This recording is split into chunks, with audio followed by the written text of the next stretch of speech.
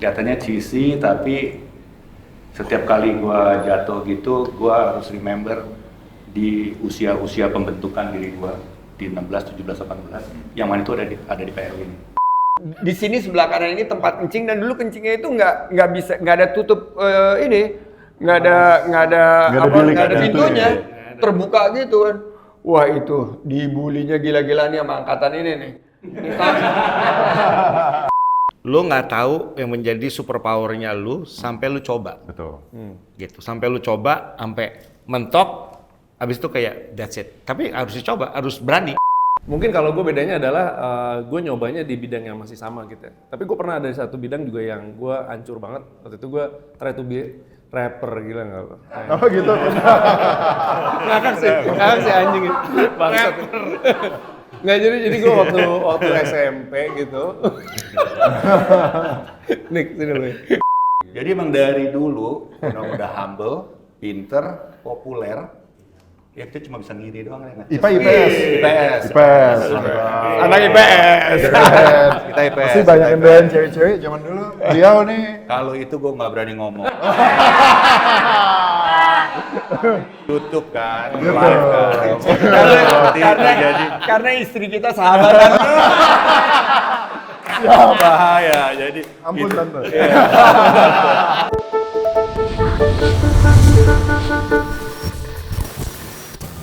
Oke Om Bros, kembali lagi di YouTube channel Bro Wijaya Broadcast bersama gue Christian PL Bule 99, dan kali ini kita punya segmen yang beda karena kita sekarang akan talk show di kelas, dan acara ini namanya Kelas 1, dan kita udah kedatangan teman-teman nih, alumni Om Bros kita yang udah hebat-hebat. Mas Sihar Sitorus PL 87 ya? Iya, gue Sihar PL 87. Mas Sandiaga Uno, PL 87 Sandi Uno. Doni Briliandi 97. dan Winky. Dan saya Wiki Wiriawan, PL 97 juga. Nah, jadi kita di sini dan ada teman-teman dari SMA PL juga ya, anak kelas 1, kelas 2, kelas 3. Nah, jadi kita di sini mau ngobrol sebenarnya nih kembali ke kelas 1. Ketika di PL, apa yang dirasakan bisa menjadi sukses seperti sekarang dan kemudian menjadi kelas 1 di industri masing-masing. Gitu ya. Nah, Mas Sihar Sitorus nih seorang politisi dan pengusaha yang sukses. Kita mau tahu dulu Mas, gitu ya sebelumnya ya, supaya teman-teman juga kenal. Mungkin Mas bisa cerita apa hal yang paling bikin Mas Sihar bangga sampai sekarang? Gue rasa yang paling membekas sampai sekarang, gue pernah jatuh dan bisa bangun, dan mudah-mudahan nggak jatuh, ataupun kalau jatuh nggak terlalu sakit.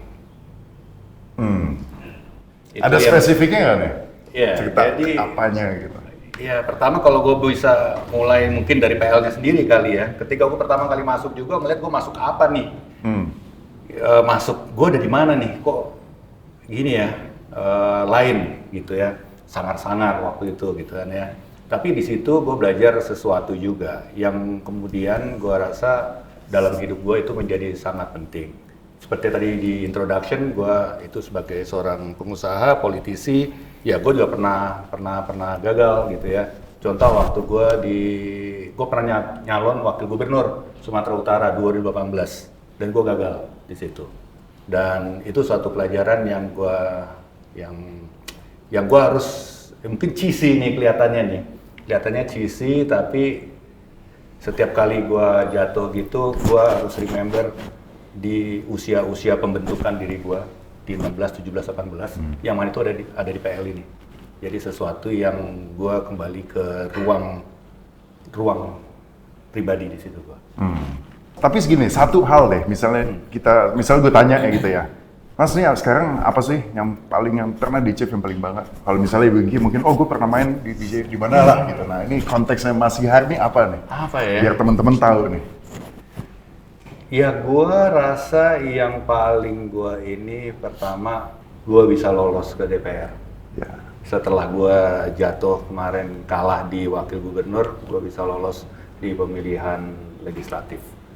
Nah itu mungkin encapsulate banyak hal dalam pengalaman hidup gue. Siap. Wah. Lanjut Mas Sandi, pertanyaan yang sama. Dia ini terlalu modest dia nih. Kalau ditanya itu paling ini achievementnya punya klub bola di Eropa gitu dong. nyambung gitu loh. Dia ini terlalu. Ya udah gini aja. Gue sekelas nih sama dia. Dengan teman sekelasnya aja yang Jadi ceritain. gini nih temen sekelas biar gue ceritain. Ceritain. Ini duduk bertiga nih. Ini si Har di tengah, gua di sini, sebelah kanan ini kelas 1 sampai kelas 3 nih. Sebelah sininya Rosan. Bertiga Rosan yang sekarang lagi itu menteri terkenal itu. Nah, kita tuh selalu kalau catatan itu dapatnya dari si Har. Ini Oh, berarti yang paling ini pinter fiktif ya? nih. Ini enggak benar karena Pasti dia dari Sandi lah catatannya. Iya, tapi dia rajin. Dia rajin. Udah kaya rajin. Oke. Dari awal udah kaya rajin. Nomor 2, dia tuh punya dulu Metro Mini banyak banget. Usaha Metro Mini. Oh, itu bukan punya lo ya? Bukan. Tapi deket rumah lo banyak Metro Mini. Disebut kita bisa panggil tuh. Iya. Lu juga panggilnya jangan Mas Bro, dia Bang. Bang, oh siap Bang. Lain Siap, Sihar. Bang. Jadi dia terkenal deh. Jadi kalau misalnya apa-apa kita ke Sihar. Nah, ini gue pengen cerita tentang seorang Sihar Sitorus ya. Jadi dimanapun kita berada, itu akhirnya PL Brotherhood itu yang dapat, Tian. Jadi gini, gua di 2016-2017 itu kan nyalon juga di pilgub yang super hektik itulah gitu. Sihar di tempat sebelah, tapi hubungan kita itu nggak pernah jelek, hubungan baik. Nah, pernah kejadian, gue udah jadi wagub waktu itu, dia nyalon jadi wagub juga di Sumatera Utara. Nah, lawan politiknya dia pengen ngejegal. Karena cara paling gampang ngejegal politisi itu adalah dari ijazah sekolah. Betul. Gitu ya. Terus, berarti tapi nggak bisa dicegal. Tenang bro. Tenang. Karena sebelumnya yang calon yang kuatnya juga kejegal masalah ijazah. Oh begitu. Sekolah, ijazah SMA. Gitu. Ini ijazah SMA nih. Jangan dikait-kaitkan sekarang. Jangan. Nah, yang mensomasi gue waktu gue saat di Wagub dan juga pada saat itu kan masih keras politiknya adalah si hari ini ijazahnya palsu. Datang ke meja gue tuh pasang badan. Gue bilang kalau ini walaupun gue berbeda posisi politik gue, tapi si Har itu teman gue. Dan si Har itu bukan hanya lulus, tapi salah satu lulusan terbaik dari Pangudi Luhur. Dan itu sekolah masih ada, bukan tutup model dulu. Bisa dicari. Masih dicari dan arsipnya masih ada. Jadi waktu itu di politik gue nggak populer, tapi gue bilang prinsip pertemanan brotherhood itu nomor 1. Karena kita 3 tahun di sini untuk selamanya. Bener nggak? Nah itu pertama mengenai Bro Sihar. Nah ternyata di mana-mana itu baik di dunia usaha maupun di politik, dimanapun kalian berada. Nah ini gue belajar juga di PL bahwa kita itu ditempa gila-gilaan dari kelas 1 itu ya kalau sekarang sih mungkin dilaporin ke Komisi Perlindungan Anak. Pasti. Gila bro. Jadi kalau gue jalan dari kelas ke sini ini menuju di sini sebelah kanan ini tempat kencing dan dulu kencingnya itu nggak ada tutup nggak ada pintunya terbuka gitu kan. Wah itu dibulinya gila-gilaan sama angkatan ini nih. Ini yang pelonco gue ini angkatan 80 ke atas. Kita kan 87 jadi 85 ke atas itu. Jadi di situ mental gitu harus dipersiapkan gitu di PL. Jadi pas gue udah di dunia usaha maupun di politik itu ya mungkin nanti bisa cerita sama-sama. Itu kita udah siap. Karena mental tadi sudah disiapkan dan waktu itu kita juga ada jambore ya Hari. Ada jambore nggak akan terlupakan. Tapi setelah kita kalau nggak salah itu dihapus karena dilaporkan ke macam-macam ya. Ke komisi apa di dinas pendidikan. Komnas HAM. Ke dinas pendidikan akhirnya nggak boleh lagi karena itu ya brutal lah gitu loh. Mas, berarti Mas Sihar ini apa tadi? Klub bola? Belum disebut tuh tadi klub Klub bola yang punya klub bola di Eropa itu cuman nggak ada ini nggak cukup nih paling Jarum tuh di Itali. Dia punya di Belgia bro. Dia diam aja. Pada mau punya klub bola nggak? Nanti tanya ya gimana caranya. Tapi ini beneran nih. Satu lagi yang punya klub bola anak PL tuh Anin, itu di Inggris. Kalau dia di Belgia. Jadi dan yang waktu gua bangga banget ya pas beliau di DPR ini dia berpihak kepada ya terus terang kepada industri dunia usaha. Jadi Bro Syihar ini ya politik namanya kan naik turun dan di tahun 2024 kemarin gua dapat kesempatan akhirnya ada di satu kampanye sama Bro Syihar. Walaupun lawan sebelah sananya Bro Rosan, tapi itu ya kita menghargai gitu. Memang politik itu bisa ada di pihak manapun, tapi kalau balik ke brotherhood itu PL brotherhood yang nomor 1. Siap. Dulu boleh kan? Tapi gini ya, kayaknya tadi pertanyaan gue yang awal tuh salah. Kayaknya nggak mungkin kalau misalnya gue tanyain suruh cerita tentang suksesannya. Mendingan nih kan temen-temennya ya. Nah, saling menceritakan aja. Nah, tadi Bro Sandi ini udah cerita banyak nih. Waduh. Nah, Mas, coba. Apa nih ceritain tentang Sandi nih? Kalau tadi dia bilang, gua salah satu murid terbaik, enggak. Sebenarnya dia nih sebenarnya terbaik. Kalau dulu kan kita dapat nilai itu 6 itu udah langka kali ya. Maksudnya? Oh iya? Iya, do re mi fa sol la si do lah 2 3 4. Kita bilang gua di PL itu baru saat itulah gue bikin nyokap gue nangis sekali karena ngeliat rapot gue. Lu kok 2 3 4. Nah, tapi kalau Sandi ini gue perhatiin kan waktu itu tempat bagi rapot ya, gue lihat dong rapot. Sandi ini hampir bilang biru semua. Jadi emang dari dulu udah humble, pinter, populer, ya kita cuma bisa ngiri doang ya. IPS. Anak IPS. Kita IPS. Pasti banyak ngedoain cewek-cewek zaman dulu. Beliau nih. Kalau itu gue nggak berani ngomong. Tutup kan, live kan. Karena istri kita sahabatan. Ya bahaya, jadi Ampun itu, tante. itulah brotherhood itu kan ya. Saling menutupi. Enggak, jadi banyak emang ya Sandi kan dulu juga pernah running for OSIS ya San kalau nggak Ya, salah OSIS. ya. Wah, itu. Jadi itu pelajaran banget meskipun kita tadi Sandi bilang berbeda-beda, kita punya apa ya pilihan-pilihan gitu. Sama tuh seperti pemilihan OSIS, kita bisa beda-beda kan waktu itu, tapi ketika itu selesai semua ya bahkan sebelum selesai tetap aja kita tahu dalam belakang kepala kita bahwa kita ini brotherhood. Itu yang paling penting sih. Soal suksesnya itu udah banyak deh, kita nggak yang kita mau dengar sebenarnya sukses yang nggak kita pernah dengar. Nah, yang kita dengar kita udah tahu, yang kita nggak pernah dengar nih yang kita belum tahu. Ya. Siap, mantap. Sip. Nih teman-teman 87 nih ya, masih kompak. 97, Doni, Winky. Nah sekarang gantian nih, kita silang nih. Gua ngomong tentang Winky ya. Ya lu coba ngomong tentang Winky dah. Ini apa namanya menarik nih. Dulu kan gue sama Winky nih dari organisasi kita ikut namanya GJ Gerak Jalan. Wow. Nggak jelas itu nggak jelas banget. Ekskul ya? Ekskul yang lainnya kan kalau GPA masih lu mesti kuat naik gunung. Ini kita juga naik gunung juga enggak kayak nggak jelas tapi ini KB doang di sini. Gue terakhir gue anggota ketua GJ tapi abis itu dibubarin. Maksudnya kalau gue nggak dibubarin GJ-nya, gue di DO sama PL. Okay. Anyway, tapi gue jadi mulai kenalan sama Winky dari kelas 1, kita di organisasi yang sama. Gue sering banget nginep di tempatnya dia kayak kos-kosan di rumahnya si Winky. Tapi yang ini nih, yang tadi kan memuji sesama ini, dia ini kayak nggak ada kekurangannya. Udah ganteng, cewek-cewek banyak lah ya ngantri gitu. Jo YouTube Jo.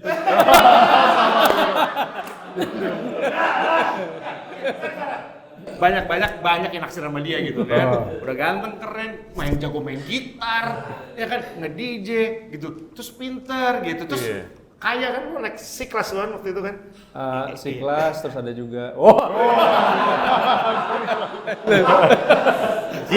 G-Class. Wah, waktu itu kayak ini anjing banget nih. Sorry. Kayak nggak ada ini ya, kayak nggak ada kekurangan ya. But yet gitu kita bisa jadi brothers. Dan ingat banget one of the memorables yang waktu di PL kelas 3 itu mungkin hampir setengah waktu gua nginep di rumahnya dia. Bukan untuk yang enggak, tapi untuk apa? Untuk belajar. Jadi kita nyewa khusus guru-guru untuk ngajarin kita supaya Eptanas kita keren. Karena gue bilang gini, dia udah ganteng, udah keren, udah kaya, nggak mungkin lah kalau dia juga, maksudnya dia juga pinter juga lagi. Paling nggak gue harus ada yang kelebihan sedikit lah gitu. Jadi gue Kelebihannya banyak sekarang, saldonya lebih banyak lu dari gue. So, ya good times, bad times, gue gone through bareng sama Winky. Dan nih keren ya, Winky ini selain jadi aktor, kan dia bilang entertainer nih, jadi aktor, terus jadi DJ. Si Winky ini DJ yang buat gue paling keren se-Indonesia. Kenapa? Bukan karena teman gue, karena emang yang paling mahal juga dibayarnya, ya kan? Tapi gini, dia umurnya udah 47 tahun nih. Udah gini, DJ yang lain tuh umurnya 20-an, paling nggak 30-an. Ini 47 tahun, ini harusnya udah, ya udahlah gitu kan, ngopi-ngopi aja gitu sambil main catur. Ini masih nge-DJ dan dia bisa super relevan banget, karena gua ingat banget waktu lagi zaman Covid, siapa sih yang ke klub, orang ke klub mati. Dia bikin tuh Basement of Heaven. Dia bikin acara di YouTube, dia main sendiri. Instagram. Main di Instagram Live, ada iklan-iklannya lah segala macam.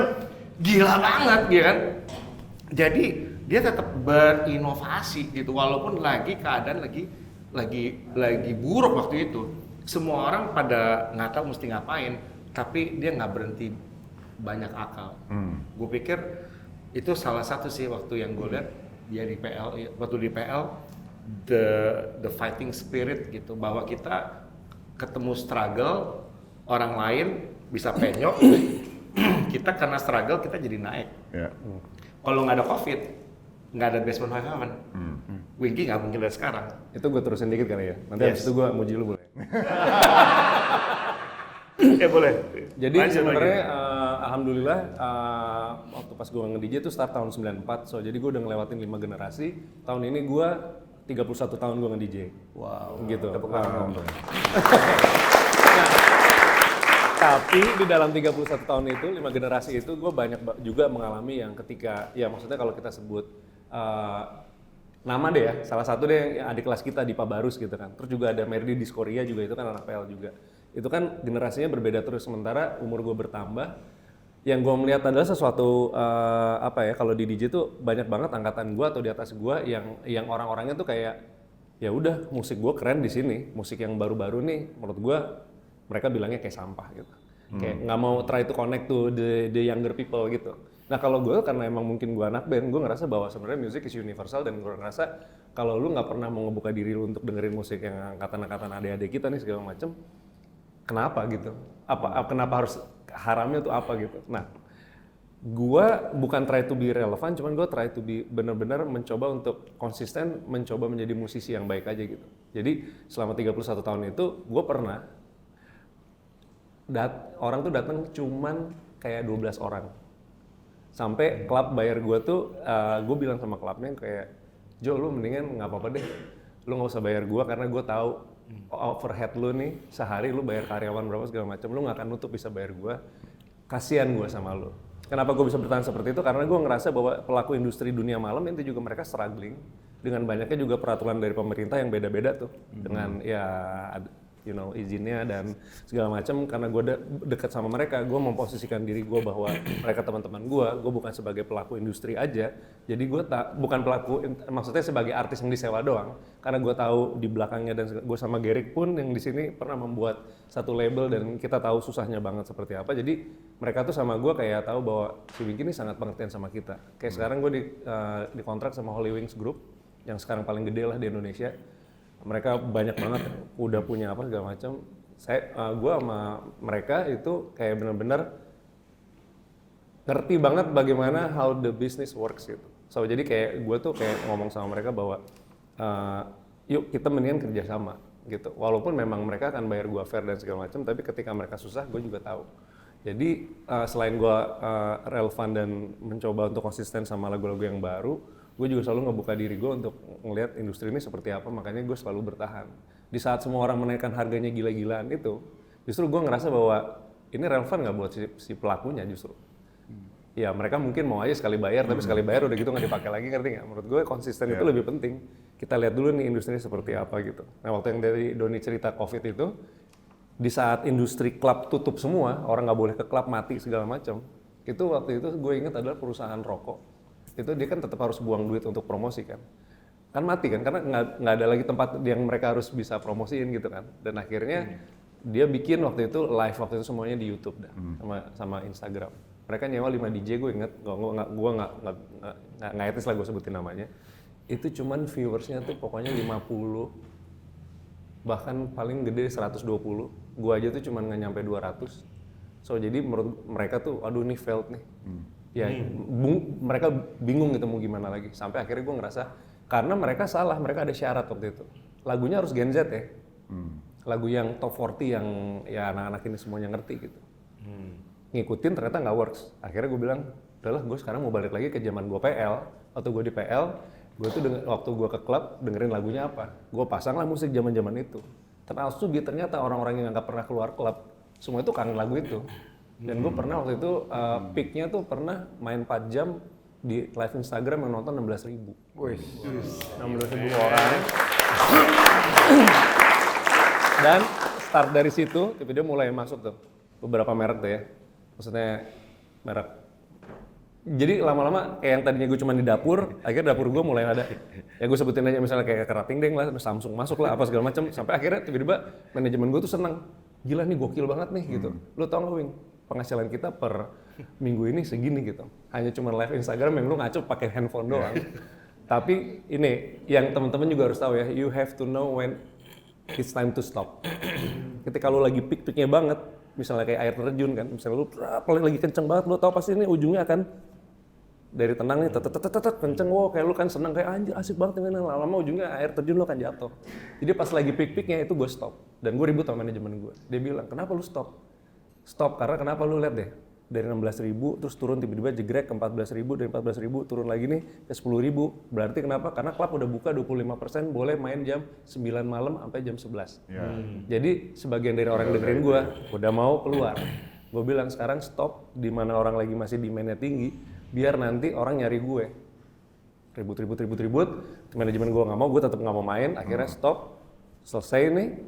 Gue tahan 4 bulan, 5 bulan gue nggak nge-DJ set. Begitu klub buka dan akhirnya makanya gue dapat waktu itu the highest payment karena semua orang pengen gue main di klubnya. Karena 16.000 orang itu anggaplah 20%-nya berapa? Mau nonton gue kan. Sampai waktu itu gue sampai masuk berita karena di bengkel itu sampai sampai Polda gitu parkirannya. Karena ya udah dari situ ya makanya gue mikir bisnis harus tahu lah untuk kayak gitu-gitunya. Itu. Tapi jatuhnya di situ pas Covid itu. Gitu. Siap muji Doninya mana? Oke. Doni adalah Thank you bro. Doni. Lo harus tahu, sorry gue buka ya, gue buka aja. Doni itu rumahnya dulu di Sleepy, di salah satu gang kecil gitu. Ini harus tahu perjuangannya. Jadi setiap gue ke rumahnya gue ngobrol sama keluarganya segala macam. Doni is very agamis lah orangnya. Sangat agama banget itu. Cinta Yesus banget ya. Jadi dia pokoknya kita pernah ada suatu pokoknya apapun dia berhubungan selalu dihubungkan sama agama dan segala macam. Jadi kita beda keyakinan, gue Muslim dan dia, tapi kita sangat nggak masalah karena kita di PL ya kan. Brotherhood-nya adalah waktu itu dari semua orang yang ada sama kita bisa dibilang Doni sosial ekonominya mungkin yang maaf dulu kalimatnya paling biasa lah gitu. Lo bro, lo. Oh ya udah lo yang ngomongnya. Tapi dia ngomong sesuatu. Wing, nanti someday gua akan menguasai satu industri yang akan gue suka banget. Dan gua akan make it banget dan I'm gonna make a lot of money from it. Target gue di umur segini dan lu lihat pegang omongan gue atas nama Tuhan Yesus dia bilang gitu. Terus gue bilang, gue pegang tangannya, gue percaya sama lu karena dari semua anak PL gue bilang, gue rasa lu yang paling kelihatan banget struggle-nya gitu. Dan dia sekarang punya company Happy Five yang sekarang semuanya udah ada di Amerika. Waktu itu aja gue pas ke London sama dia, terakhir di satu restoran yang mahal dan pokoknya nggak Doni PL banget gitu loh. Terus gue waktu itu ada satu hal yang gue ngukur Doni paling sukses adalah waktu di London. Gue cuma bilang, Wing lu sekarang mau shopping apa? Gue mau cari sepatu Keds, gue bilang gitu. Sepatu, ya Nordics, maksudnya di daerah situ. Anak-anak yang ya pokoknya mewah gitu. Sepatu Keds berapa sih paling? Ya maksudnya kalau untuk paling mahal buat gue sih 3 juta aja udah cukup lah ya untuk running shoes gitu kan. Tiba-tiba dia ngambil yang cari-cari sesuatu yang harganya 30 jutaan, ngapain dah gue bilang. Dan di situ gue bilang sama istri gue bilang kayak, anjir Doni sukses-sukses ini ya. Berbeda nih. Nah, terus gue bilang, Don, nggak lu pernah ngomong gitu waktu zaman di PL segala macam. Lu nyadar nggak kalau lu udah melebihi dari apa yang lu ngomongin? Iya. Iya, gue bilang kayak gitu. Tapi emang bro ya. Emang tuh kadang-kadang kalau apa yang kita omongin ya, itu tuh doa tuh bisa jadi benar tuh. Makanya apa harus pas lah. Nah, gue mungkin juga punya pandangan gitu ya. Nanti kita ngobrol ke bapak-bapak Om Bros ini yang udah pada sukses.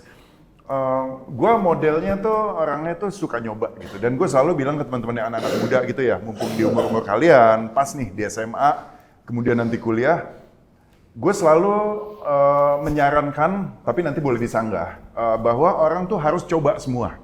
Gitu ya, coba. Kadang kita nggak tahu nih, misal let's say gue bilang, gue mau kayak Winky deh, gue suka musik, gue suka mau bikin DJ, produce musik elektronik, pakai komputer segala macam. Lu coba di situ, ternyata somehow lu struggle, tapi struggle yang kelamaan gitu, ngerti nggak maksud gue? Oke. Kadang-kadang kita tuh ada struggle kelamaan, kok gue nggak make it, kadang-kadang nggak apa-apa tuh. Kita pivot gitu ya. Kadang-kadang nggak apa-apa, mungkin bukan jatah kalian atau mungkin emang nggak semua orang bisa kayak Winky.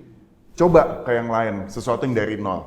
Coba lagi. Nah kalau gue, kadang-kadang emang kita harus tahu nih, bidang gue di sini atau bukan. Kadang-kadang apa yang kita suka, betul, kalau kita mau sukses, kita harus ngerjain yang kita suka gitu ya. Tapi apa yang kita suka belum tentu itu bisa membawa kesuksesan. Karena emang bukan sama Tuhan jatahnya. Gitu. Makanya rezeki jatahnya tuh harus dicari, harus coba segala bidang gitu. Nah, kalau teman-teman yang di 87 ya, Mas Andi, Bang Sihar, kan berarti sekarang udah berapa tahun jadi alumni? Udah 30 ya? Udah Ini kita mau 30. Kita baru dari Danau Toba kemarin. Ya. Dari Bro Sihar yang bawa ke sana. 30 tahun. 38 ya? Iya, 38. 38 tahun sejak lulus SMA, Bang Sihar sama Mas Andi ini melakukan sesuatu yang emang udah tahu kayak Doni tadi misalnya gitu. I'm gonna make this. Dikerjain konsisten atau gue tadi pengen ini nih, tapi nggak jadi-jadi. Akhirnya gue kesini, akhirnya ini yang sukses. Nah, gue mau denger ceritanya. Gitu. Bahwa apa yang dicita-citakan dari dulu tuh kejadian nggak sih? Kalau nggak tuh why dan apa dan struggle-nya di mana? Wah, ini Dalam. Gue lagi ingin 38 tahun kok ngapain aja ya? Maksudnya Tapi, Mas loncat-loncat? atau lompat-lompat juga. Meskipun ya mungkin gue cukup beruntung lah ya. Growing up gue cukup beruntung. Cuma sebagaimana orang tua mungkin gue generalisasi nih, orang tua gue dulu kayaknya udah ada track lah gitu, dulu di sini lah gitu ya. Cuma tetap kan waktu itu kita ada suatu pergumulan ya dalam diri kita. Gue deh, ini pilihan gue, ini pilihan dia, bukan pilihan gue gitu kan. Nah dalam saat itu ya antara tetap lo pengen melanjutkan tapi lo juga mencari jati diri lo gitu. Nah ini dua kehidupan yang memang real juga ada dan ya harus kita ambil satu langkah-langkah itu. Dan gue mencoba banyak hal.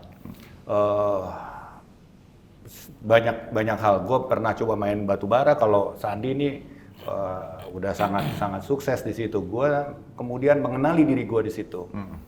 Oh ternyata bisnis itu ada rohnya. Gue meyakini ada rohnya. Kalau dia nggak cocok dengan alam semesta diri lo, nah itu bisa nggak klop. Yes. Nah akhirnya gue mengelari pindah lain dan akhirnya gue meskipun awalnya kayaknya gue tuh keluarga gue di perkebunan. Meskipun tadinya gue menolak, tapi lama-lama karena itu akhirnya gue tekuni juga dan akhirnya gue rasa itu adalah semesta, alam nature. Jalannya di situ. Alam ya, nature. Sehingga untuk mengambil suatu tempat yang nekat juga gue sempat berani. Nekat tuh gimana? Jadi gue pernah mencoba membuka suatu kebun di Maluku pas beberapa tahun setelah kerusuhan Maluku. Oke. Ya maksud bunuh-bunuhan dulu gitu kan ya. Nah, kita masih belum terlalu tenang, gue ngambil karena semua saat itu orang ke Papua. Wah Papua udah habis ke bagi-bagi lah gitu ya. Aduh gimana ya? Gue udah gak ada tempat lagi nih. Gue coba cari dah mundur dikit ke Maluku. Tapi kondisinya seperti itu. Nah akhirnya itu gue memberanikan diri dan itu ya ditekunin sampai sekarang ya alhamdulillah puji Tuhan ya kita bisa survive, bisa thriving sampai sekarang. Jadi ke bola juga gue begitu. Gue juga punya suatu passion di sports memang. Gue dulu pernah di PSSI. Nah di PSSI itu gue banyak mengalami sesuatu yang gue pikir kok nggak berhasil ya. Apa sih ini yang nggak buat berhasil? Nah yang gue pikir ya mungkin gue pengen melalui sesuatu itu agak textbook kali ya. Kebetulan gue mungkin nggak good student kayaknya, makanya agak textbook. Tapi akhirnya itulah alasan gue salah satu yang ngambil ke Belgia. Dan gue mulai dari bawah tuh, dari level terendah sekarang udah ke level 1. Kalau gue beruntung gue bisa bersaing di Champions League. Jadi sesuatu yang harus benar yang lo bilang itu harus kita tekunin. Whatever it is lo harus tekunin. Seringkali kita udah mau nyerah, tapi itu mungkin di situ adalah lo harus push lebih jauh. Karena lo nggak tahu di balik itu mungkin lo tinggal sedikit lagi. Itu yang lo harus lo harus push itu. Dan gue rasa Sandi akan punya pengalaman yang jauh lebih hebat dari itu. Kacau lo. Kalau Bro Sandi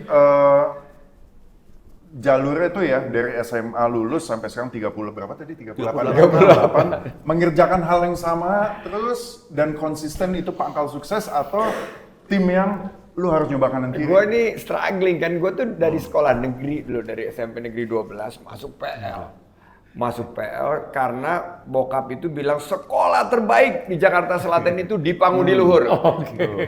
Jadi katanya nggak bisa, padahal gue dream school gue tuh SMA negeri 6 waktu itu. Kenapa tuh ceweknya masih? Iya. YouTube bro, YouTube. Karena artis-artis dari SMA 6. Sampai mana ya gue lupa. Dream School. Tanda pendek pikiran Dream School. Jadi udah masuk ke thank you. Jadi Pangudi Luhur. Dan ternyata kan standar diri kan tinggi banget. Pada saat itu ya nggak nyambung. Gua di 6 bulan pertama itu struggling, terus catch up gitu kan. Nah pas penjurusan itu gua make it ke IPA.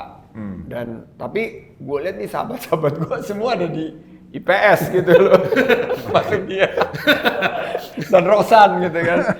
Panji dan segala macam. Akhirnya ya gue rasionalisasi waktu itu bahwa bokap gue mau gue jadi engineer, gue akhirnya bilang gue mau tekunin ekonomi IPS. Dan pada saat itu ya udah IPS, dan dream school gue setelah PL itu adalah UI, Fakultas Ekonomi. Jadi waktu itu kita kerja, dan gue role model gue nih ada nih Pak Dodi, ini sama-sama main basket. Pak Dodi dulu pemain nasional, dia masuk PMDK yang nggak pakai ujian gitu loh, dari PL langsung Itu, ya. Jadi gue berharap gitu juga, nilai gue berharap bagus dan lain sebagainya, tapi pada satu saat nggak masuk gitu. Jadi harus melalui tes. Jadi pada intinya menurut gue semua perjalanan kita itu sudah ditentukan sama yang di atas. Ya. Tinggal yang perlu kita pastikan, dan gue belajar banget dari PL, terutama dari guru olahraga kita, dari Pak Bobi waktu itu almarhum. Mudah-mudahan rest in peace. Pak Bobi itu dia tuh yang ngajarin kita tuh untuk melawan fear kita.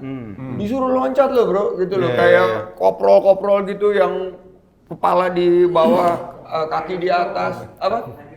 Tigers Pro, segala macam itu kita lakuin. Terus habis itu untuk endurance disuruh lari.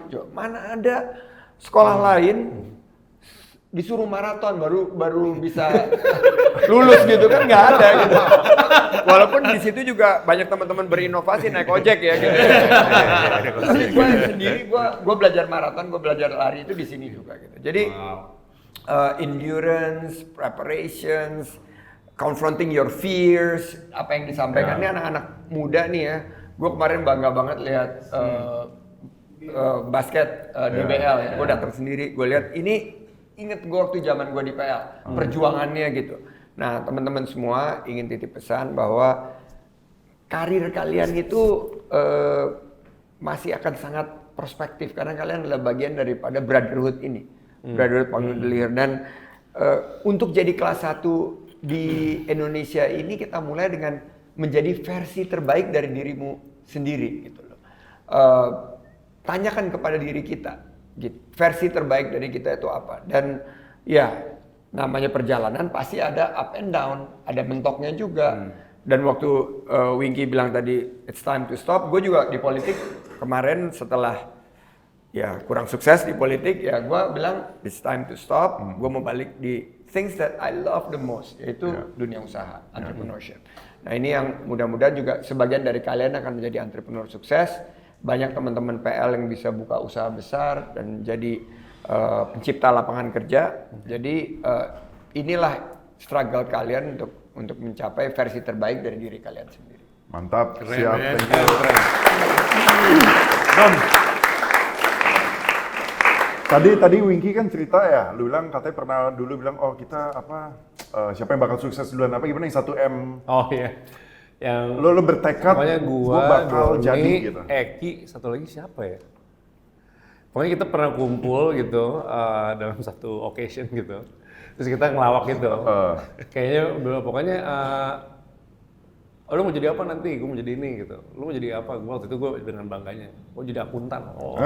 Karena dream gue sama. Oh, jadi iya, akuntan dream juga? university gue UI akuntansi. Ya. Jelas langsung gue nggak masuk. Gue tidak sepintar itu. Tapi ya maksudnya alhamdulillah puji Tuhan masuk Atma Jaya akuntansi ya waktu itu. Terus udah gitu, terus akhirnya kita tuh ngomong, pokoknya kita duluan ya, siapa yang buat kita dulu 1M gede banget ya. Itu kayak mungkin sekarang mungkin 100M kali ya. Mungkin tahun 97 gitu ya. Siapa dari kita yang duluan dapat 1M gitu.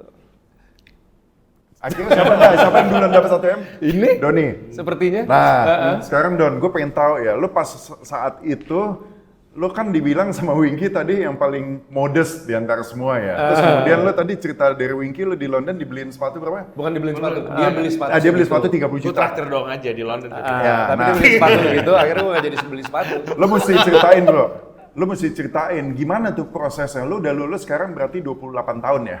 Iya. Ya kan? Dari lulus SMA ketika lu bersumpah mau dapat itu sampai 28 tahun tuh seperti apa sih bro? Gue suka banget sama tadi kata-kata lu tadi. Lu nggak tahu yang menjadi superpowernya lu sampai lu coba. Betul. Gitu. Sampai lu coba, sampai mentok, habis itu kayak that's it. Tapi harus dicoba, harus berani, harus nyali, dan nggak boleh ngeliatin dari kiri kanan. Karena kalau ngeliatin kiri kanan, oh gue mau jadi, semua orang harus jadi bankers nih. Ya harus jadi bankers semua, padahal lu punya superpower yang beda. Jadi waktu lagi gue lulus SMA, sama-sama akuntansi, dia di Atma, gue di Unpad. Dari akuntansi, nextnya apa? Jadi kantor akuntan publik kan? Ya KAP. KAP. Keterima gue waktu umur 20 tahun, yang lainnya pada party, gue udah pakai dasi sendiri tuh. Dan belagu banget gitu. Dasinya bisa dicopot sebenarnya, tapi waktu lagi datang tetap ada, biar ditanya, lo kerja di mana?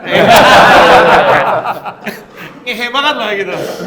Gue sempat kerja di PricewaterhouseCoopers, di Ernst & Young. Tapi waktu lagi 3 bulan, gue tau persis, ini kayaknya nggak gue banget nih. Gitu, ini nggak gue banget. Yang gue banget apa? Nggak tahu. Gitu. Ya gue coba gitu. Akhirnya gue coba bikin ini, bikin itu. Jadi kalau ngelihat dari kacamata, teman-teman yang lain tuh, kalau teman gue nih biasanya nih yang banyak di Danantara nih, biasanya tuh kayak kerja konsultan, abis itu masuk MBA ke PE Danantara. Gitu. Jadi progresifnya gitu kan. Nah, tapi kalau misalnya gini gara-gara gue di PL, gue lihat nih kayak semua orang nih punya kekuatan beda-beda. Kalau gue nggak bisa compare sama dia, kayaknya imagine dia jadi akuntan gitu. Dia nggak menjalani kekuatan yang Tuhan kasih ke dia dengan baik ya. Betul. Tuhan bilang kayak talenta. Lu sia-sia aja nih. Padahal udah diingetin sama nyokap. Lu ngapain mau ngambil akuntan? Gak akan bisa lu. Udah lu sekolah IKJ aja, padahal gue udah digituin. Sekolah IKJ mau jadi apa? Ya lu kayak di musik deh, jadi musisi aja. Terus emang ada duit musisi? Sorry, thank you. Taunya ada, dia musisi juga. Kaya juga dia. Tapi dia kaya, dia ada duit juga. Luar biasa ini musik director. Ya ternyata nyokap udah ngasih tahu bahwa sebenarnya lu nggak cocok di ini gitu. Karena gue malu waktu itu, gue ngerasa bahwa masa sih gue mau terjun ke dunia seni gitu. Karena gue pikir semuanya kayak dia segala macam. Kok mau jadi ada pengacara, dokter, inilah segala macam. Sementara gue jadi seni gitu. Kata nyokap gue, percaya sama gue deh. Lu nggak cocok di akuntan. marah gue digituin. Enggak, pokoknya gue harus di dunia akuntan, gue harus jadi salah satu akuntan terbaik kalau nggak bisnismen terbaik. Ternyata begitu gue dapetin duit pertama dan gede di dunia film sama di dunia DJ, nyokap gue ketawa. Coba lu dulu dengerin. Tapi gue balikin lagi ke nyokap. Justru karena mungkin gue nggak dengerin mama, Tuhan ngasih jalan, emang gue mungkin nggak harus dengerin lu di part ini, akhirnya gue bisa dikebuka ke sini. Oh juga gitu, oke juga. Karena ini anak-anak semuanya, anak PL semuanya yang di belakang ini, itu semuanya tuh emang kan dulu ya balik lagi ya, mungkin beda sama zaman sekarang yang tadi udah Mas Andi cerita. Zaman dulu kan kita kan istilahnya tuh dikerjainnya tuh bener-bener, wah itu sih kalau panjang ya kalau cerita ya gitu. Cuman intinya di situ tuh ketika di suatu masalah dikasih tahu lu nggak bisa, justru malah kita tuh kebalik. Kan itu yang lu yang ngomong, bukan gua yang ngomong. Sampai kalau gue bener-bener jatuh dan emang nggak bisa, baru gue bilang oke mungkin ini bukan jalan gue. Tapi sebelum gue belum bisa, gue belum berusaha dan lu udah bilang gue nggak bisa, walaupun itu siapapun, waktu itu gue pikir orang tua gue atau siapapun segala macam, karena dia di PL, semua tuh selalu kayak pegangan tangan. Kita akan bisa jadi siapapun, selama kita emang yakin terus kayak gitu. Ya udah, bukannya ngelawan orang tua ya, cuman kayak ngomongnya juga tetap sopan, tapi maksudnya kita tuh kayak bahwa kalau misalnya ada yang ngerasa gue ini kayaknya nggak bisa, nggak lu bisa men, coba tes aja dulu. Sampai akhirnya benar-benar nggak bisa, ya kita bantu kira-kira apa yang bisa ya gitu. Dan itu brotherhood yang tadi Mas Andi sama Bang Syariko udah omongin, itu dia. Dan itu kayak cuma ada di PL deh, kayak gitu. Tapi gue mau balik dulu lanjut sebentar, Doni ya. Tadi kan lu bilang lu kerja di kantor accountant kan? Iya, cuma 3 bulan. Terus apa yang mikir bahwa this is not me gitu? I need to change. Karena gue nggak suka. Jadi ini di PL lu jadi belajar untuk honest. Belajar jadi honest tuh penting banget. Jadi lu nggak mau ikut-ikutan apa kata orang lain. Honest, kalau lu nggak suka, lu nggak suka. Lu bisa ngelakuin nggak? Bisa. Gue lumayan pinter. Bedu gue lulusan terbaik PL. Emang ya? Bener. Kebetulan. Gara-gara Buktikan ijazahnya. gara-gara belajar di tempat dia kan gue bilang tadi kan, paling nggak gue ada salah satu yang bisa kelebihan dari Winky. Ya paling nggak gue nilainya lebih bagus sedikit lah, that's it. Ya anyway, nggak matters. Yang penting lu jujur, lu tahu lu nggak suka apa. Nah habis itu lu baru eksperimen. Nah di eksperimen itu ya lu do a lot of things yang menurut lu bakalan punya chances. Tapi lu harus lakuin dengan sepenuh hati. Gue bikin tech business itu baru 12 tahun yang lalu. Setelah ngelakuin macam-macam gue jadi ini. Jadi kalau ngeliat dari perjalanan hidup gue, sepertinya nggak ada yang keren. Karena nggak ada career progressions-nya. Yang lainnya udah jadi VP, SVP, gue kayak, kok lo mulai lagi dari nol gitu? Karena gue mau coba yang baru tadi kan. Itu sih, tapi nyali dan ngeliat angle yang berbeda itu matters banget. Karena waktu lagi gue 12 tahun lalu gue bikin perusahaan teknologi atau perusahaan startup, itu gue tau banget, I need to be the best in the world. Waktu itu kayak the best in the world, lu gimana bisa nih Don gitu. Kalau ada investor ngeliat ke gue, lu mau jadi to be the best in the world, lu mau bikin teknologi yang terbaik, dan lu mau masuk ke US market, ya kan? Karena sebelum itu atau sampai sekarang nggak ada contohnya. Jadi lu nggak bisa contoh sama siapa, nggak ada contohnya. Dan kalau misalnya gue waktu itu mau coba ngedapetin funding, ya apa duit capital gitu dari investor, dia nanya, lu kan bukan lulusan Berkeley gitu kan, lu bukan lulusan Ivy League, dan gue nggak pernah kerja di Amerika. Lu gini nggak masuk akal tuh semua itunya. Tapi gendong, ini anak PL kan. Iya, lu kerjain dulu and do the things yang unthinkable gitu. Dan waktu lagi gue mulai, nama PT gue itu namanya Indonesia untuk Dunia. Gue pengen supaya Indonesia bukan terkenal karena korupsinya. Indonesia terkenal karena ini ada tech yang bisa masuk ke US nih, bukan cuma kita terima doang. Walaupun itu gue butuh waktu 12 tahun sampai akhirnya gue punya customer di US. Buat gue itu tadi sih teman-teman di sini, lo nggak tahu what's your good at sampai lo cobain, do the things yang orang lain nggak ngelakuin, dan lo jangan pernah compare sama orang lain. Dan gue suka banget di PL tuh kayak semua orang tuh bisa menghargai dan semua orang tuh equally sama gitu. Bukan nilai kayak kita udah alumni 20 tahun, kalau masih miskin-miskin aja. Kebayang nggak? Ya itu buat gue itu sangat bagus banget sih. So that's the context dari perjalanannya dari gue. Jadi background lo kuliah di mana, lahir di mana, nggak menentukan lo nanti ujungnya ada di mana. Dan di PL gue belajar untuk nyali, untuk berani, dan untuk bisa lo punya stance, punya fighting spirit. Ini karakter ini lebih matters daripada lo punya akademis. Nah, itu penting. Gini, karena here's the thing. Di sini jadi company gue tuh perusahaan software, bisnis software, ya bisnis software. Yang pakai gue mulai dari company segede Bank Sentral Asia, semua karyawannya pakai company gue namanya Happy Five, sampai company segede Intel di US. Mereka nggak pernah nanya, waktu kita beli software dari lo nih, dari Happy Five, lo dulu kuliahnya di mana ya? Gak nanya, gak penting. Yang ditanya gini, lo bisa solving problem apa? Dan di PL nih, gara-gara lo banyak tekanan, waktu itu kan tekanan macam-macam lah. Kelas 3 bikin PL Fair. Kita bikin bangun dulu orang. Dulu PL Fair ada nggak sih? Ada kan gitu, PL Fair. Ini kayak Guset, artisnya banyak, duit dari mana nih gitu. Masa kita cuma minta dari alumni doang nih? Wah, ini gimana cara akalnya nih? Lu kebayang nggak, waktu kelas 3 SMA, lu di-present sama masalah yang kayak, ini nggak ada sekolahnya. Sekolahnya nanti, sekolah bisnis sama sekolah marketing. Nah waktu itu gue in charge untuk cari duit sama marketing. Kan ngehe banget kan? Gimana nih ininya?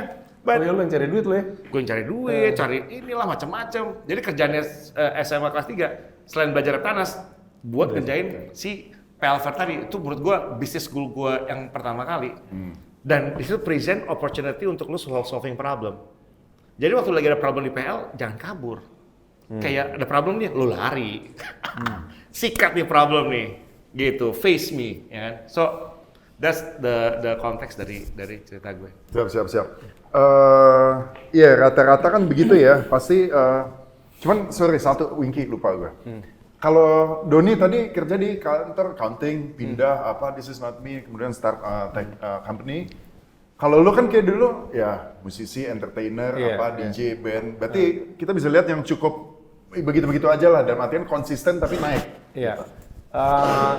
Kenapa lu yakin bahwa this is me? Gitu? Iya, mungkin kalau gue bedanya adalah gue nyobanya di bidang yang masih sama gitu ya. Tapi gue pernah ada satu bidang juga yang gue hancur banget. Waktu itu gue try to be rapper, gila nggak lo? Oh gitu? Si anjing rapper. Nggak, jadi gue waktu SMP gitu. Nik, sini nih. Gue sama sosok nge-rap gitu, karena gue waktu itu, gue di Bandung. Waktu di Bandung tuh gue pokoknya dengerin metal banget gitu, gue anak metal lah gitu. Sampai masuk SMP PL, tiba-tiba nggak ada yang suka metal. So semuanya kayak anak-anak hip hop gitu. Nah, Gerik nih pertama kali di SMP PL yang nemenin gue gitu. Terus kayak, nggak ada yang suka metal, gue mau ngomongin musik metal sama siapa nih. Tapi semuanya dengerin hip hop, jadi akhirnya gue terpengaruh. Dan gue tuh kayak try to be pas begitu, kayak pengen nonjol aja tau gak lo? Terus akhirnya gue ngerasa terus akhirnya gue kalau ngafalin bisa, cuman kan ada yang freestyle gitu. Gue nyoba lah beberapa kali segala macam, sempat gue manggung sama Denada waktu itu. Denada kelas gue waktu itu, dia masih jadi rapper yang terkenal banget. Dibawa jadi openingnya segala macam gitu. Bahkan gue pernah manggung depan Pak Harto waktu itu. Gila gak lo? Tapi dimarahin. Karena gue pas manggung, gue belakangin Pak Harto. Pak Hampersnya nggak boleh itu rapper belakangin. Kasih. Harus ada Pak Harto. Ya pokoknya sampai akhirnya gue suatu saat, gue waktu itu berapa kali, terus akhirnya dunia, waktu itu belum gede hip hop ya. Terus udah gitu mulai bermunculan yang benar-benar hip hop bagus gitu, terus gue ngerasa kayaknya gue nggak ini ya, maksudnya nggak intuit gitu, karena sebenarnya gue suka metal tapi gue mencoba di sini, sampai akhirnya ada orang yang ngomong, gila nih anak jelek banget anjir nge-rapnya gitu. Terus gue denger itu langsung, tapi dia nggak ngomong ke gue, jadi gue tuh lagi tidur di studio waktu itu, studio musik, lagi mau rekaman ngisi untuk nge-rap gitu. Ini ada dua orang musisi, yang which is satu orang studio, satu rapper gitu. Terus ngomong, lu tadi lihat nggak Winky cara nge-rapnya? Jelek banget Joy gitu. Itu gue belum tidur tuh. Jadi gue begitu gue denger, karena yang ngomong itu salah satu yang gue ngefans banget sama si rapper ini. Di situ gue langsung ngerasa, oke, it's time to stop. Terus akhirnya gue bangun, gue tapi tetap ngelakuin tugas gue sebagai rapper, gue rekaman, and then abis itu gue bilang sama studionya, dude kayaknya gue balik ke ini aja deh, kayak emang ngerti nggak lo? Emang bagian Itu down banget gue, karena waktu itu semua alat-alat gue tinggal segala macem, tapi by the time gue mau balik ke metal, gue masuk SMA PL, beda tuh, ternyata masuk PL beda lagi. Di SMA nih waktu itu anak party semua, karena kakak kelas gue tuh ada di Riri, ada Hogi, jadi waktu itu kita waktu kelas 1 partinya ke Parkit atau enggak ke M Club gitu-gitu. Udah, gue waktu itu minjem turntable dari anak PL juga, belajar nge-DJ pertama kali. Jadi gitu aja nyoba-nyoba juga, tapi masih di divisi yang sama. Di sektor yang sama lah gitu. Termasuk dia ternyata di DJ itu ya menjadi Lu tahu di situ jalannya. Oh kayaknya ini nih arahnya gitu. Emang kadang gitu ya, kadang orang sering mikir misalnya, oh this is my passion gitu.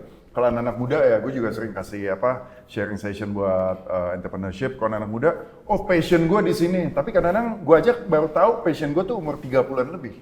Yang kita pikir tadinya passion itu cuma hobi biasanya. Betul. Sesuatu yang something kita suka. Tapi lu baru sadar kalau emang itu passion lu nggak akan pernah capek ngejalanin itu. Iya, Lu lagi tidur malam lu pikirnya itu mulu. Benar. Badan lu capek, lu pengen nih ngerjain itu. Gitu. Iya. Kayak misalnya musisi lah, passionnya main musik, lu lagi capek apa? Kalau udah main enak, lega gitu. Nah itu biasanya kadang-kadang nggak tahu ya. Gue agak telat, gue dapet passion gue adalah di bidang gue suka build something lah, kreatif gitu ya. Dan di situ gue pikir tadi gue suka ngelipet duit, gitu ya. Oh ngelipet duit, ternyata sama Tuhan gak dijatahin di situ. Gue dijatahinnya di hal-hal yang creating something yang kemudian nanti bonusnya masuknya melalui situ. Jadi memang passion harus diketahui, tapi pelan-pelan aja. Kadang-kadang juga banyak tren ya. Wah tren lagi bikin ini, gue passionnya inilah F&B, bikin kopi gitu ya. Semua ngopi gitu kan sekarang. Pelan-pelan aja, gue aja di umur 30-an lebih baru ketahuan, tapi yang pasti jangan pernah stop gitu ya, stop nyoba, stop untuk kalau jatuh berusaha gitu ya. Nanti abis ini akan ada Q&A session. Cuman untuk terakhir nih gue pengen tahu dari teman-teman semua di sini, hal apa di PL kalau ada spesifik cerita atau sifat yang menempa karakter kita menjadi seperti apa sih? Setelah keluar dari PL kita facing the real life yang benar-benar kita bisa membedakan bahwa sama anak sekolah lain nggak diajarin, kurang lebih seperti itu. Atau value apa sih yang didapat dari hasil brotherhood di sekolah lagi semua nih di PL nih. Bang, Banyak sih values ya. Even yang kita harus, misalnya kita nggak suka sama atau dijakin duel itu setelah belakangan baru kita memahami juga ya, mencoba memahami. Emang jadi ada masalah itu harus dihadapi langsung. Dalam dulu kita terjemahannya adalah lo nggak seneng, ya udah taman. Taman. Habis itu selesai kan jatuh nggak, tapi kan nggak langsung ada dia apain terlalu gimana gitu. Nah itu pun di real life juga gua rasa juga itu penting karena masalah tuh banyak dan kita harus menghadapinya heads on gitu. Karena kalau enggak juga itu akan terus ada di belakang kepala lu terus gitu. Nih kemarin nanggung akhirnya nggak kelar. Itu salah satu values yang gua lihat. Yang kedua adalah keterbukaan sih. Jadi kita nih bener yang dibilang Doni tadi ini beragam banget dari segala macam demografi gitu ya, agama lah segala macam. Tapi itu nggak pernah menjadi satu beda ya. Karena mungkin yang gua rasakan dan gua rasa itu adalah saat itu umur 17, 18, 19 bisa dibilang usia pembentukan ya saat itu. Dulu kan kita punya guru tuh punya beragam ini ya, kayak Pak Bobi, bisa bilang kayak kebapaan lah sama kita. Dia akan dengerin keluhan kita, dia akan memberikan ini gitu kan ya. Tapi ada juga misalnya guru ekonomi kita, saya nggak tahu dulu kalian dapat nggak? Anoning. No, John Anis. Oh, John. Anis ya. John. Gimana dia guru tapi kayak teman kita pergi ke malam bareng ya kan, kita pergi diajak sama dia, mana ada guru hari ini karena guru fisika kita dulu Pak Sitorus waktu itu dia udah bawa botol minuman ke dalam ruang kelas gitu. Jadi pada saat sekarang udah nggak bisa Pusing. Iya, jadi belum lagi. Jadi dari saat itu membuka wawasan tuh penting jadinya. Satu wawasan penting, kedua juga lu nggak menjudge terlalu cepat. You never know. Lu nggak tahu cerita penuh di balik seseorang. Jadi hold your judgment. Gitu loh. Lo try to understand, buka wawasan lo. Mungkin tuh values yang gue tangkep di situ. Dan tadi nyambung seperti Sandi bilang, kita nggak ada PMDK, San, ingat ya? Karena pada saat itu kita kena hukum lah. Ya kena hukum. Karena? PL ya dihukum. PL-nya dihukum. Karena ya gitu, karena urusan Jambore itu. Oh gitu? Ya, urusan Jambore. Terus kita mungkin waktu itu diminta untuk Nyesuaiin kurikulum kita Kurikulum, nggak. kita Kita kan mau. dulu terbaik. Kita jadi diminta berapa kali, Brother Michael nggak mau gitu. Udah PL seperti ini gitu. Iya, PL seperti ini. Jadi itu sikap kan Ya. itu. Dan Jadi ada gini, konsekuensi. paling gampang pada saat itu kita, kalau saya belajar, gue belajar merasakan jadi minority itu seperti apa. Karena di kelas itu yang Muslim itu cuman kita bertiga atau berempat Ya, atau berlima ya, gitu. Dan kalau nggak sempat sekolah di PL kita nggak ngerasain itu. Dan waktu itu kan salah satu yang dipermasalahin itu karena nggak ada pendidikan agama Islam di sini dan nggak ada waktu untuk sholat Jumat. Itu nggak ada gitu. Jadi kita pokoknya mbalelo aja lah. Nah akhirnya Hari Jumat tuh. di 87 ini kena 86 ada PMDK, 85 Pak Dodi angkatannya ada PMDK, kita nggak dapat PMDK. Tapi selain kita belajar mengenai keberagaman Indonesia yang luar biasa kita dapatkan di sini, karena dari segala demografi, ras, suku, agama. Tapi ini nih, sampai gue catat di sini nih tadi karena gue takut dites. Di PL belajar selalu do your best. Nah, jadi karena pada waktu itu sekolah terbaik ya. Jadi kita kalau so-so nggak akan dapat value-nya tuh. Jadi di PL itu do your best, belajar sama-sama. Kita di rumah Martin dulu, lu ingat kan? Kita di rumah Martin sama Rosan tidur mulu tuh. Tapi emang dasar untung ya itu orang. Emang pinter juga lagi. Dia bilang, it's better to be lucky than smart, dia bilang gitu. Terus, nah karena brotherhood itu kita dididik di sini, you don't go far alone, but you go far with your brothers. Nah itu penting juga brotherhood. Nah ini juga yang gue belajar dari disiplin and grit di sini ya. Creativity gue belajar di sini juga.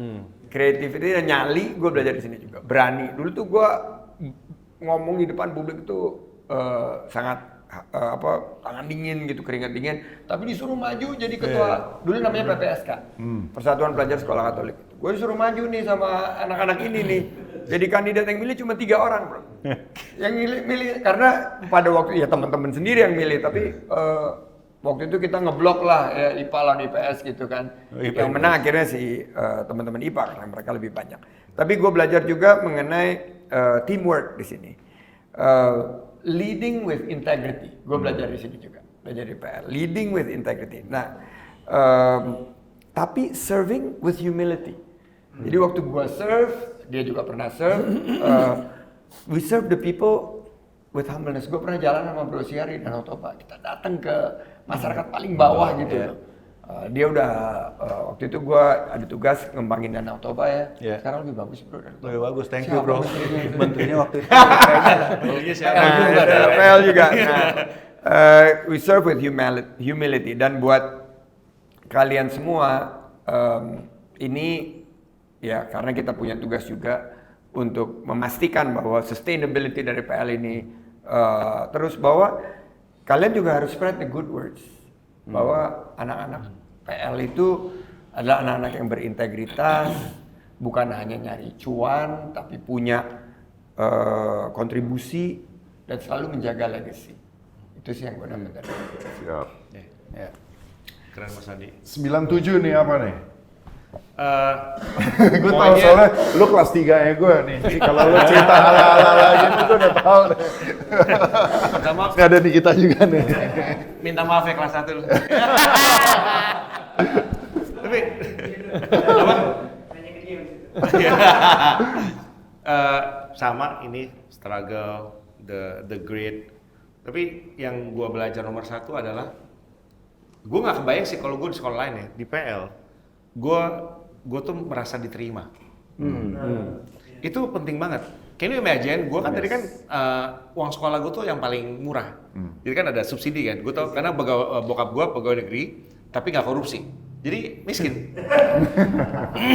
Jadi miskin, jadi gue tau uang sekolah gue tuh yang paling murah, jadi gue disubsidi sama yang lainnya. Tapi di sini kan tadi, lu kan gara-gara, oh lu miskin ya Don, lu nggak jadi teman sama lu gitu. Enggak, gue di sini berteman sama semua orang di sini, asal lu bisa bawa diri, be honest to yourself ya kan. Tapi gue merasa diterima. Kenapa merasa diterima? Akibatnya apa? Kalau diterima, akibatnya lu build, lu punya kepedean. Lu akhirnya punya nyali. Jadi waktu lagi keluar dari PL, apa aja kayaknya gampang. Gini-gini, karena tiap tahun struggle-nya macam-macam gitu. Kayak never ending. Tapi habis keluar dari PL, kayak mau apa aja, gue berani. Karena nyali itu bukan nyali berantem sama orang ya. Gitu kan, kadang-kadang juga nggak wise juga nih. Gitu. Tapi nyali itu kayak tadi, di dalam memilih jurusan, memilih karir, di mana lo memilih karir yang nggak sesuai dengan kebanyakan apa kata orang saat itu. Itu nyali. Masuk ke politisi, nyali. Gitu kan, karena kan tuh resikonya gede banget gitu. Dan apakah resikonya ini, buat gua whoever orang yang tadi masuk ke politisi, nyali gitu, karena nggak tahu outcome-nya apa, ya kan. Itu jadi tambahannya, gue diterima gini, karena lu nggak ada pressure, nggak ada cewek soalnya. Itu penting banget, coba kalau ada cewek kayak, anjing gue yang lain pada bawa mobil, gue kayak naik bus sendirian nih. jadi buat gue the pressures untuk lo bisa competing sama satu yang lain tuh jadi nggak ada di sini. Gitu, dan di sini pinjam mobil gue banyak. bisa dulu ya pinjam mobil deh kayak itu matters banget. Kalau nggak ada PL, I don't think gue ada di sini sekarang. Ya gitu. Mantap. Itu sih. So itu tambahan dari yang Bang dan Mas Sandi ini udah cerita. Winky untuk melengkapi, Wing. Mungkin sebenarnya ini udah kurang relevan sama anak-anak PL yang zaman sekarang ya. Cuman ini sangat ngebuka di gua. Tapi gini, bullying is bad, sangat tidak disarankan. Cuman untuk ngasih mental, karena kita laki-laki semua. Waktu gua kelas 1, kelas 3 tuh pokoknya ngerjain kita, gua terutama itu semua sih kayak rata-rata kena semua juga ya. Itu sangat keras. Baik mentally, physically, segala macam gitu. So, intinya bisa dibayangin dalam satu hari itu ke sekolah tuh kayak rasanya kayak gua mau mati anjir gitu. Iya. Baru masuk masuk gerbang aja nunduk salah, ngeliatin kelas 3 salah, serba salah. Ngapain lo ngomong anjing? Gitu pas ngeliat, ngapain lo ngeliatin? Gitu ya. Every minutes di PL tuh buat gue tuh waktu itu kayak torture banget sama lo. Terus sementara kayak harus belajar benar gitu. Gurunya fun banget, cuman ketika keluar aja kita ya pokoknya terlalu banyak ya ceritanya. Intinya bahwa itu pressure-nya tinggi banget. Tapi di PL itu benar tadi, kalau misalnya kita emang nggak pintar, itu langsung, makanya ingat nggak waktu angkatan kita satu kelas nggak naik? Enggak, Sebagian kan? Kalau waktu kelas 1 ada kan hampir ke satu kelas semuanya nggak naik kelas semua gitu. Jadi berkurang karena emang ya harus pintar, PL tuh harus pintar gitu. Jadi pas begitu gua ngeliat seperti itu, gua ngerasa oke, gua nggak akan bisa naik kelas 2 kalau gua nggak tahan tekanan dari kelas 3 sama dari alumni. Yang bisa bayangin nggak? Keluarnya diculik ke belakang. Ya pokoknya banyak dikerjain lah. Diculik bukannya ya yang angkatan kita tahu lah ya. Mungkin ya. Tapi ini gue mau ngasih tahu ke kalian bahwa sebenarnya tuh dulu angkatan kita memang berat banget, harsh banget gitu. Sampai kita tuh kayak nggak punya waktu untuk belajar. Sampai rumah tuh bisa jam 9 malam, sementara PR masih banyak, pulangan gila-gilaan gitu. Terus kayak ini gimana ya kalau besok gua nilainya hancur. Nah makanya waktu itu gue punya ide, pokoknya udah deh rumah. Kebetulan rumah gua lumayan gede lah. Anak-anak udah kumpul deh semua yang pinter-pinter gue kumpulin kayak dia segala macam untuk ngajarin kita yang bego-bego. Jadi kayak misalnya karena kita suka pokoknya jahil lah nih kelas 3 sama alumni sampai akhirnya kita pokoknya nggak tidur gitu. Sampai mata hitam segala macam, pokoknya besok harus pelajaran ini harus bagus nilainya segala macam. Kalau nggak ya nggak naik kelas, kita hancur gitu. Nah sampai dari situ masuk kelas 2, masuk kelas 3, akhirnya gue jadi saatnya gue ngerjain. Ini kena segala macam, pokoknya akhirnya itu tradisinya turun-menurun. Begitu gue masuk Atma Jaya dan masuk kehidupan yang real, jadi semuanya tuh, begitu ada masalah, waktu itu kita belum ada sosmed ya, belum ada Instagram, TikTok segala macam. Buat gue sekarang kecil banget loh. Jadi buat gue ketika lo ditekan pressure secara mental, mau dari manapun apa segala macam, gue bilang it's nothing. Waktu gue SMA PL gue dapat lebih gila, pelajarannya juga waktu itu susah banget, dan gue ngerasa bahwa sebenarnya yang lebih ngikat itu ada brotherhood nih. Kita saling menguatkan, bisa main gitu. Bisa banget gitu. Nah itu yang gue dapetin mungkin di teman-teman sekarang, karena waktu dulu kita mungkin nganggapnya bullying, tapi bullyingnya itu secara positif, nggak pernah ada yang berlebihan juga. Cuman sekarang, makanya tadi gue sempat nanya ke anak-anak, lu sempat masih dikejar-kerjain nggak sih gitu? Masih kak gitu. Terus kan?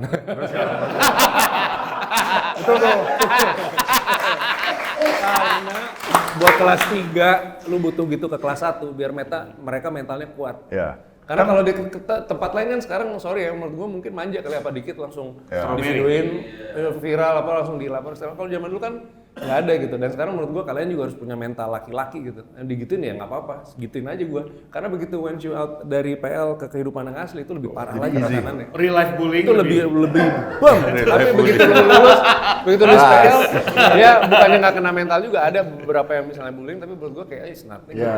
Coba lu kalau ngerasain zaman dulu. Di PL tuh ibaratnya kalau misalnya kita habis di PL terus mau ke real life gitu, kita udah kayak ini ya, kayak kalau main game tuh udah ada kayak dapat weaponnya. Udah tahu nih mau kemana. Apanya lah, udah ngerti dapat cheat sheetnya. Dan juga emang betul yang Winky bilang tadi ya, gue juga setuju sama lu bro. Gitu, kalau emang kita ditempa gitu ya kadang-kadang bisa di umur yang tepat, apalagi di SMA kan umur orang puber ya, laki lagi ini, tapi kalau kena tempaan yang tepat tuh bisa bikin karakter. Maka ada bilang apa, hard times makes great man. Gitu ya. Jadi saat-saat yang susah tuh. I'm not saying bullying is right thing to do ya. Betul.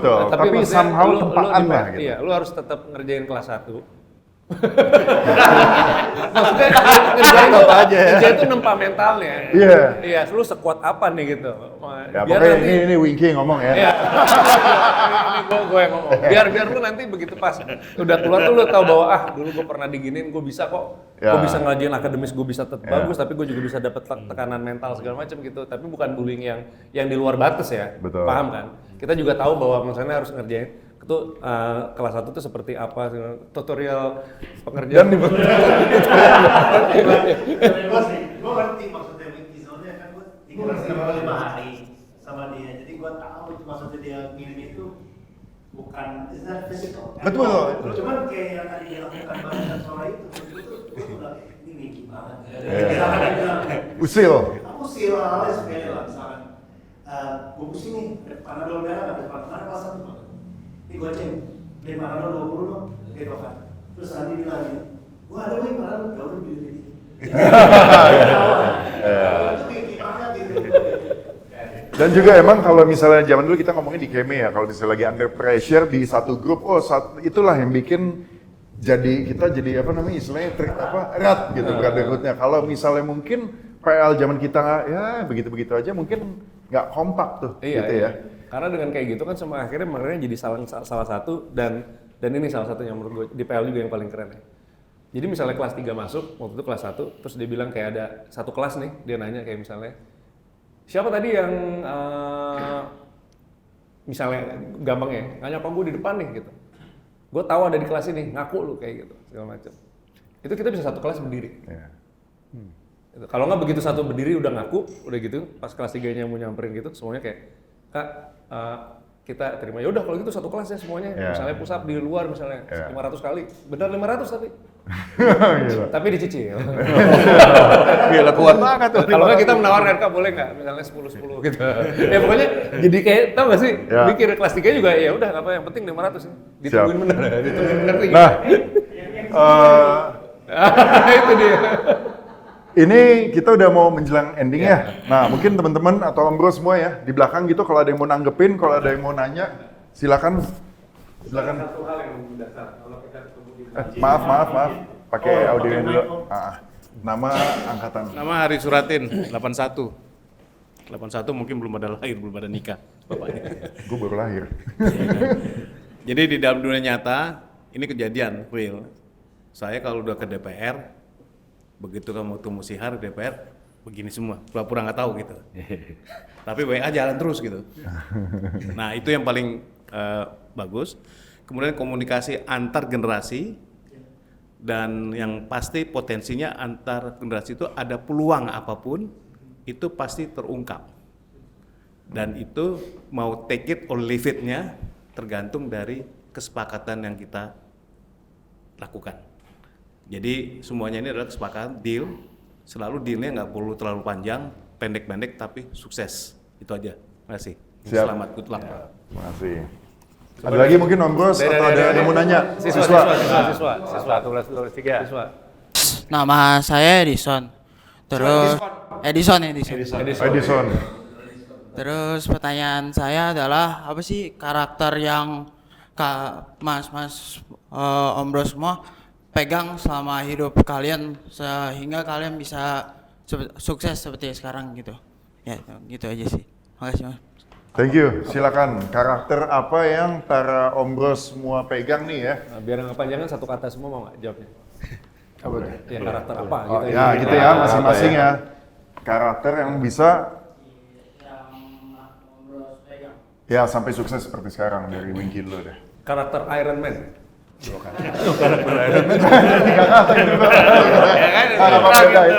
Pokoknya satu gitu Satu. ya. Doni. Tony Stark, gue. Itu kata ya. Nyali. Oke. Kerja Jokowi itu. Brotherhood sih sebenarnya. Kalau gue air, kayak air. Air Oh, bisa mengalir. bisa sesuai bentuk. Lihai. Nyali. Ayo lanjut, siapa lagi? Tadi lo angkat tangan nih, siapa yang angkat tangan? Gue yang nanya Gue boleh dia. gini nih. Ayo boleh, Winky nanya. Tapi gue mau nanya sih, silakan, ini, Mas. ini kan karena kita ngalamin ya, waktu itu angkatan kita angkatan yang terakhir Jambore. Jadi sebelum kita, ini semua nih 81, 85, itu ada Jambore. Angkatan kita tuh yang terakhir. Jambore. Terakhir karena setelah itu Dinas Pendidikan nyetop. Nggak boleh. Karena di Jambore itu, ya tahu sendiri lah. Tapi waktu itu kan di Jambore itu fokus, setelah Jambore kita cair ya. Iya. Abis itu nggak ada tuh bully-bulian jadi 1 sama 3, kelas 1 sama 3, kelas 2 ya biasa aja karena di Jambore itulah selama seminggu itu ya habis-habisan. Itu dia, betul ya itu lah. I'm hoping Karena di kita dibagi grup. Pelantikan ya, pelantikan. Pelantikan. I'm hoping gue ada di generasi mereka. Karena waktu pas generasi kita jamborenya 1 tahun. Dari pertama kali masuk sampai naik kelas 2.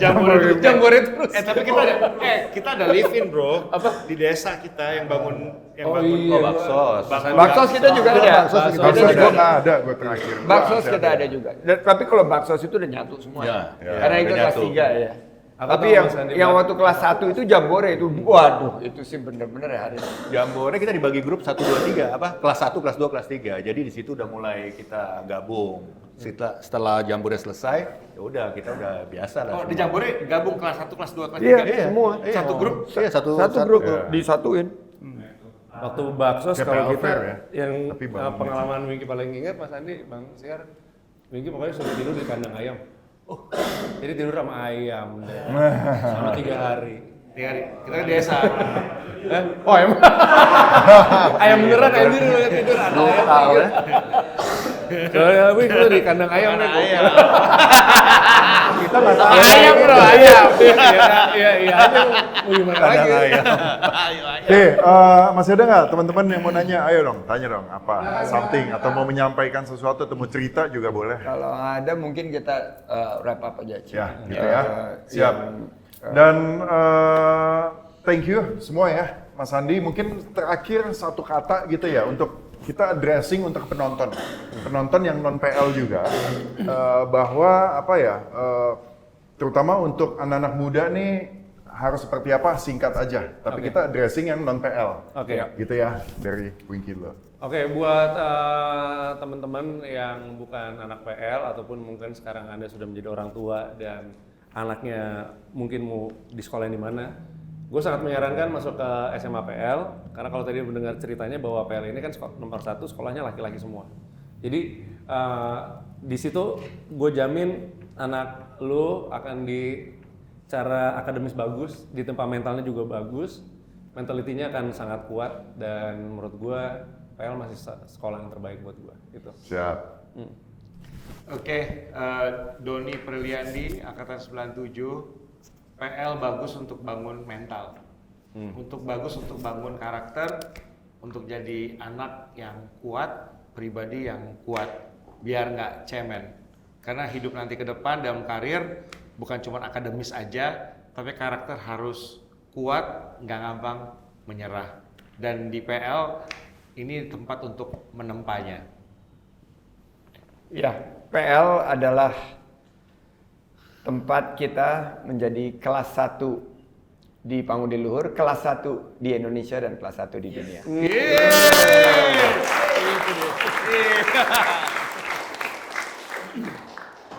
Ya, gue Sihar, Angkatan 87. Karena nih PL kita nih cowok semua, ini memberikan kita waktu buat fokus.